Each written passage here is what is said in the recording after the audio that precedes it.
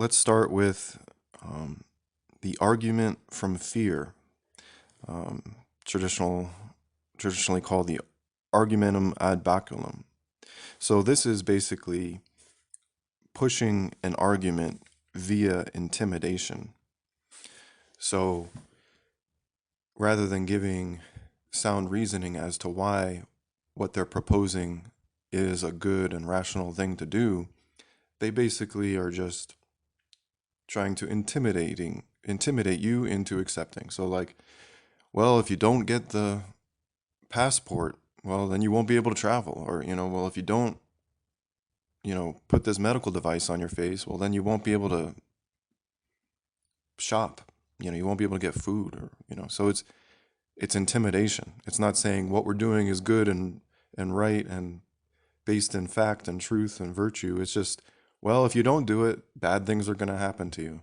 So that's just an argument from fear, the fear being on your side, potentially, if you're intimidated.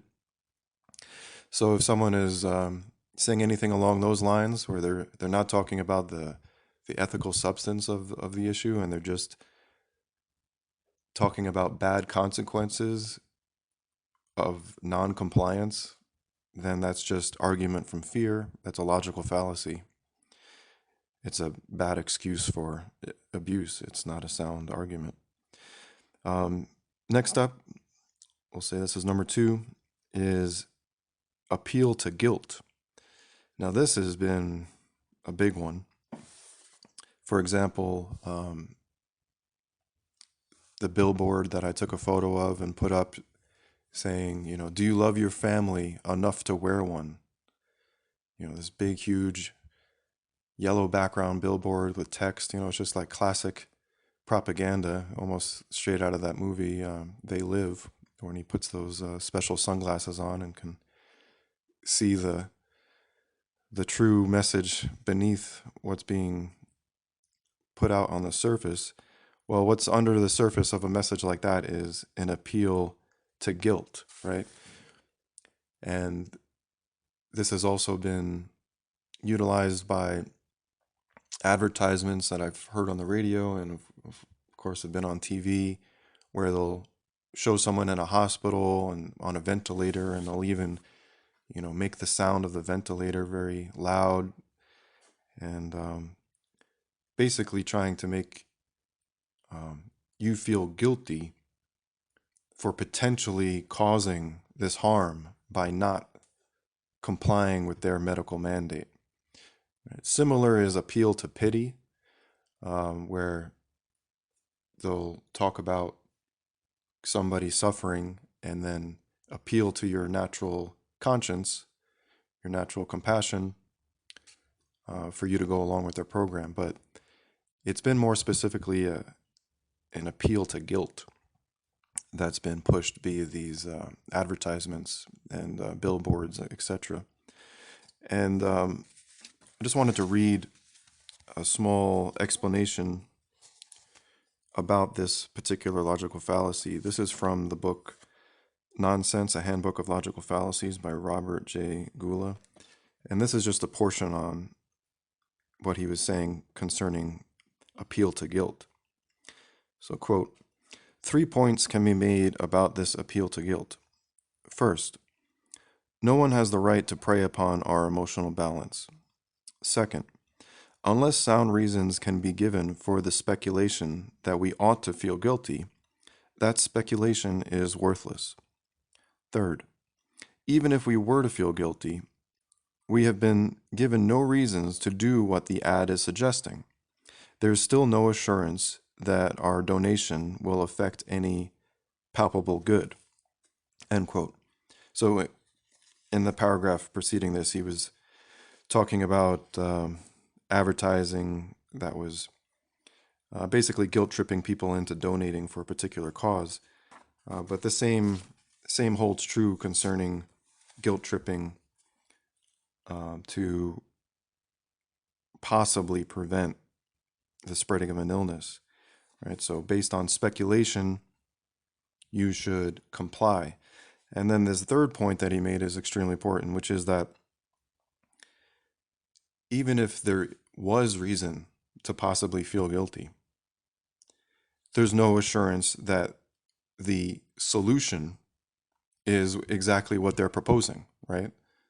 Just because there may actually be some injustice or actually be some illness or actually be some suffering going on in the world, by just appealing to your feeling of guilt, that doesn't actually justify whatever the particular solution is that they're offering, right? The solution they're offering could be not helpful at all, and it could just be self-serving to them, right?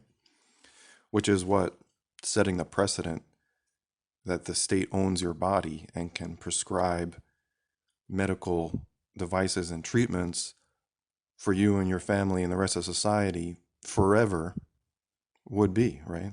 Infinite profit. Certainly self-serving to those that are pushing it. So, right, infinite power to the state and infinite profit to their cohorts in the pharmaceutical industry, for example.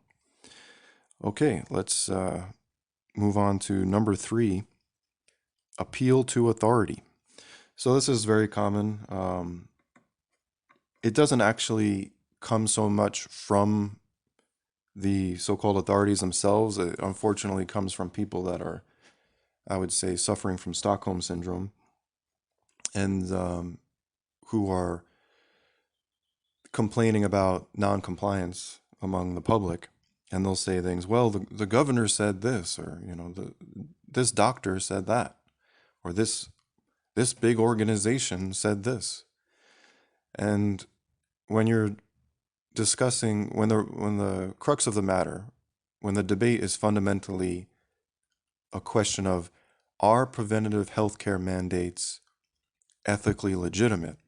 When that's the real fundamental question, by you just appealing to an authority, well, by just saying, well, he's got all these credentials, or, oh, well, this is the big organization called blah, blah, blah. I'm not even going to drop any acronyms here to even give them any credence more than they've already received. So you should be able to recognize that if it's an argument over whether something is ethical or unethical, if you just say, well, this authority figure says it's good, that's not a sound argument. You're just appealing to authority. There's no actual ethical content. And on top of that, one could simply point out, well, these so-called authority figures and institutions have a terrible track record. They've actually committed countless atrocities throughout history. Like, it doesn't even make sense why you would put them on a pedestal as being some kind of superior subclass of humanity. All right, so next up, appeal to tradition. Appeal to tradition is basically just saying, well, it's already been done in the past, so therefore it's good. So again, this isn't a sound position to take concerning whether something is ethical or not. Just because something occurred in the past doesn't necessarily mean it's good. Maybe it's good, but not necessarily. You're just assuming, and this is the category of assumption, you're just assuming that because a practice existed to some extent in the past, that therefore it's good to continue it or even expand it.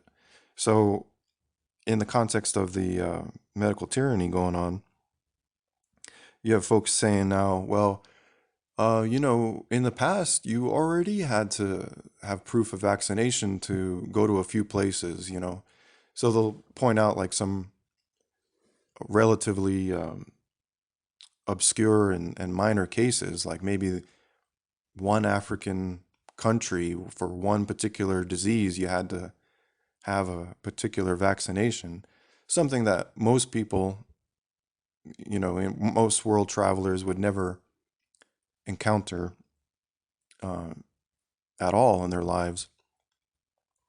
But in any case, just because it already existed, that doesn't mean that it was necessarily a good thing, right? The classic example would be just because slavery existed in the past doesn't mean, okay, well, we should continue slavery, right? So just because there were some countries that already had limited um, entry requirements concerning vaccines, that doesn't mean that it was ever a legitimate policy to begin with. Because again, it's assuming that whatever vaccine they're giving is safe for everybody to take, and that there's no deception going on, there's no conflict of interest, between the state and whoever the manufacturer of the vaccine is, and there's nothing nefarious possible whatsoever. It's just this um, idolatry that assumes that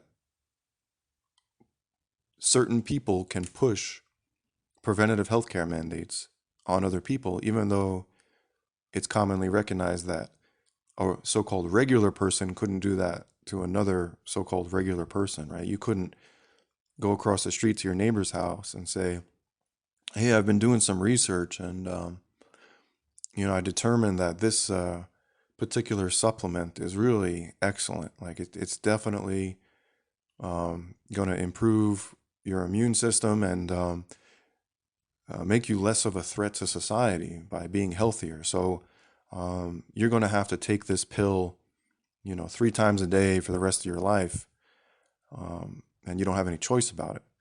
Who would accept that? Nobody, right? People would be like, well, thanks for the recommendation, but I'm not your slave. You're not my master. You're not this superior entity on the planet that gets to make preventative healthcare choices for me, right? So that's the common morality, common ethics that people have that unfortunately gets lost once the scenario changes from neighbor across the street or random stranger in the street to this authority figure, like they got a title in front of their name and now all of a sudden the abuse is legitimate. No, it's not.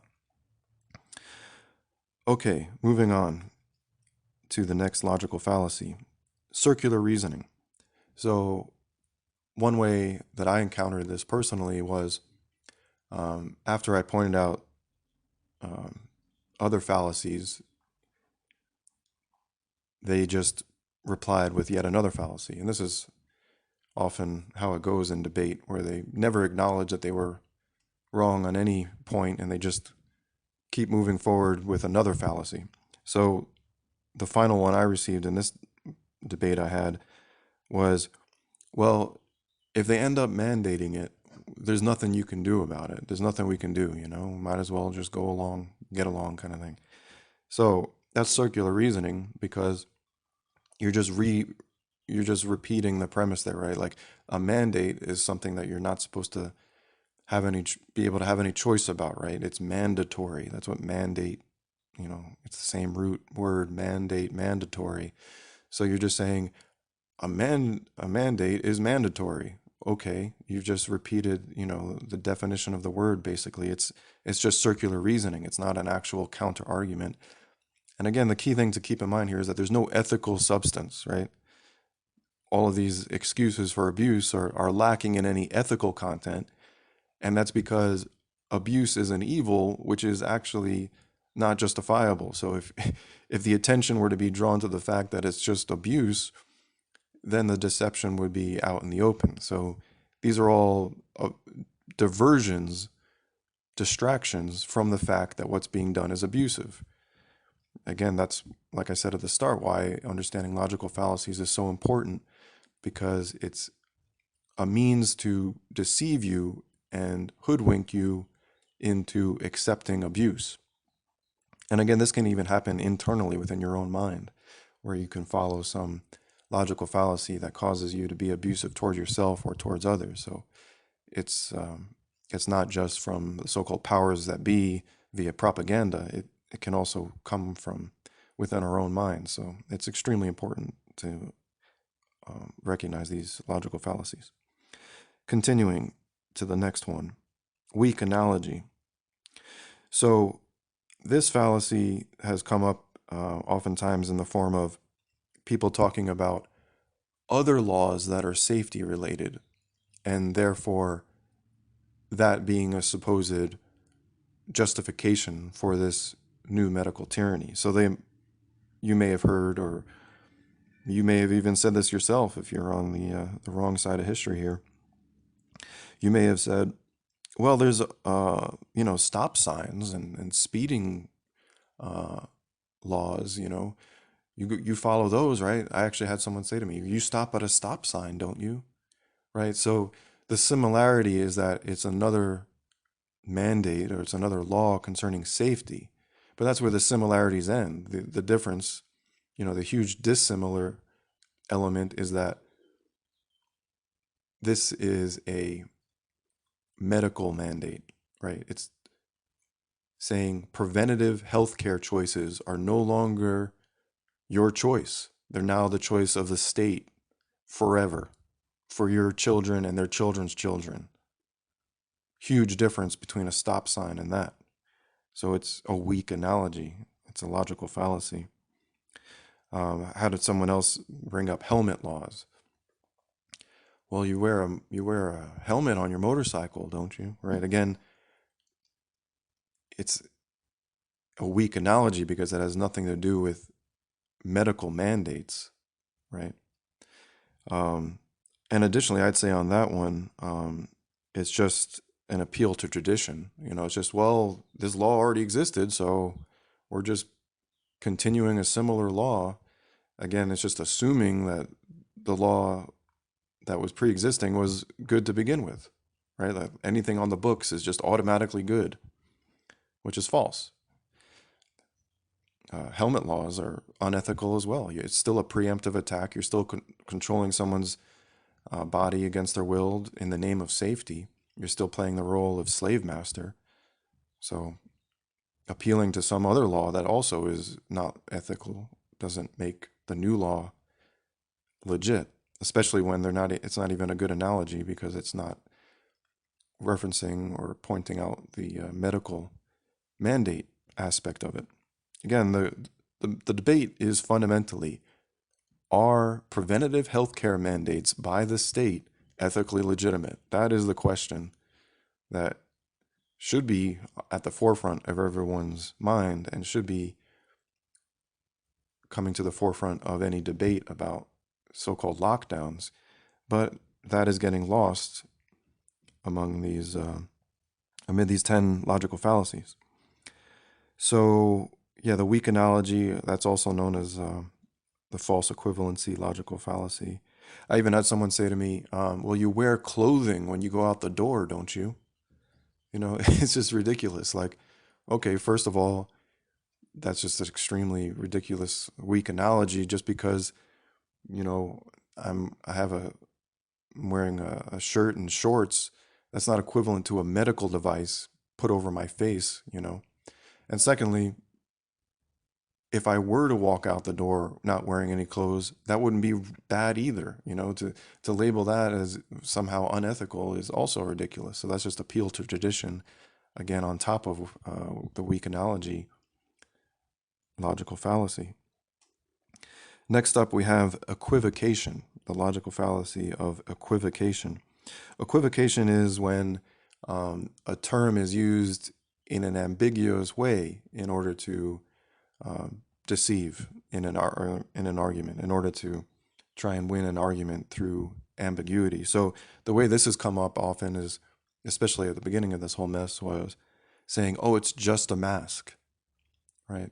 So rather than identifying what it was actually, which is a medical device, something being used for a medical purpose, for a preventative healthcare purpose, they kept it ambiguous by saying, oh, it's just a mask. When in fact, it wasn't just a mask, right? It wasn't like, oh, let's have fun and every Monday wear some kind of costume mask, just to liven up the atmosphere like they might do at a school or workplace. It's not just a mask, it's a medical device, right? It's being used for a medical purpose. Whether it's effective or not, that's a whole other issue.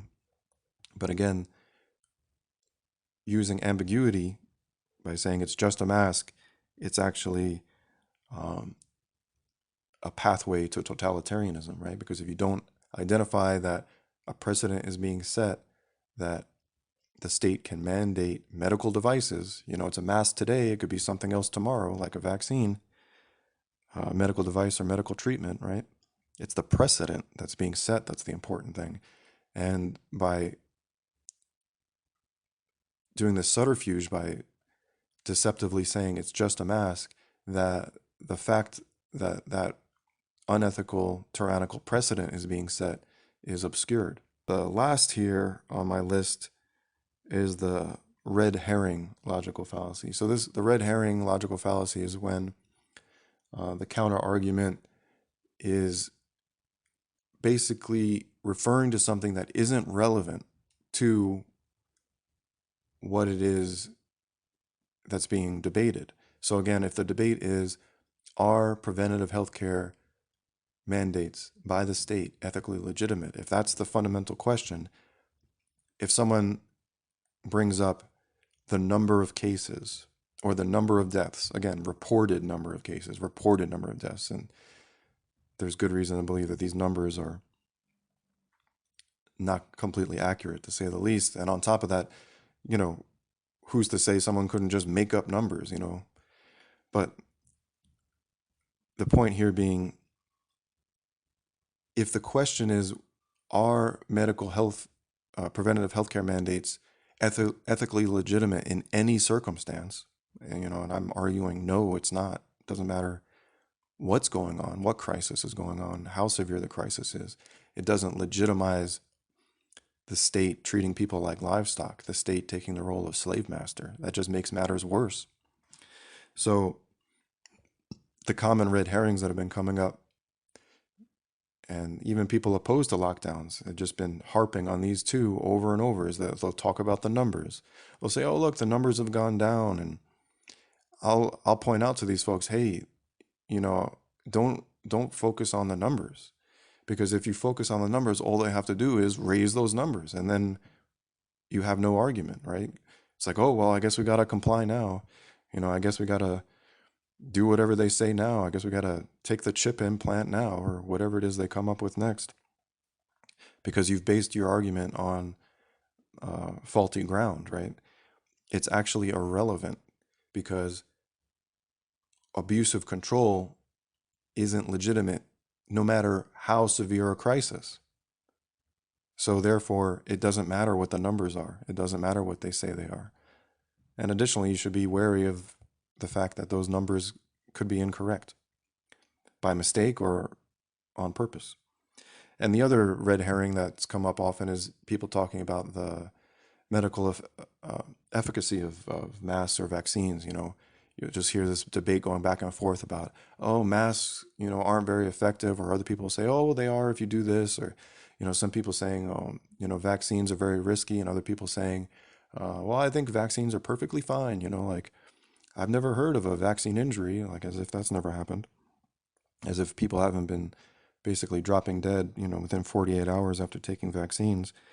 But regardless, it's actually irrelevant to the core question of, are medical mandates, are preventative healthcare medical mandates ethically legitimate? And so when you're discussing the merit of that particular medical mandate, like how effective could it be, you're missing the point. It's a red herring, because it's distracting people from the fundamental issue that it doesn't matter how effective this medical device or treatment might be. Again, returning to the neighbor and neighbor analogy, it doesn't matter how great of a supplement or medical advice I have for my neighbor is.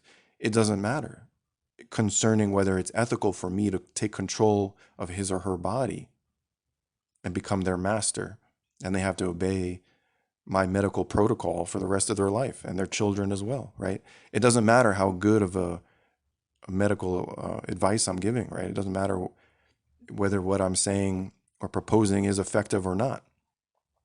It's still unethical. Therefore, it's a red herring. And most people don't get this. Most people just keep going on and on about, whether masks are effective or vaccines are effective. I mean, I'm not saying it's not a conversation to have, sure, but the fundamental problem going on is medical tyranny. And so, you know, what is the best, preventative health care choices? That's a good conversation. That's a good thing to research and talk about and debate, but it's actually a separate issue. You know, if you want to talk about the merits of vitamin C and vitamin D, I think that's a good discussion to have, or if you want to talk about the dangers of vaccines, I think that's a good discussion to have. But if you're missing the fundamental point here concerning the mandate being unethical, it's just serving as a red herring. And so I think the powers that be actually don't mind people going back and forth about whether, this medical device or treatment is effective or not, because you're letting them get away with the fundamental power grab that's going on, which is the state claiming ownership of your body, right? Communism, to the full extent, right? Communism is when the state abolishes all private property and controls it themselves. Well, the most fundamental form of private property is your own body, and they're claiming ownership of that. And you're getting distracted by red herrings, and these other 9 logical fallacies. So I hope you found this list of the top 10 logical fallacies of lockdown insightful and helpful, and I hope you will point them out when people are ignoring the fundamental wicked activity going on, which is this massive abuse by states worldwide controlling the bodies of individuals against their will, taking the role of doctor/master that they want us to accept as the new precedent for the rest of our lives and the rest of our children's lives. All right, thank you for listening.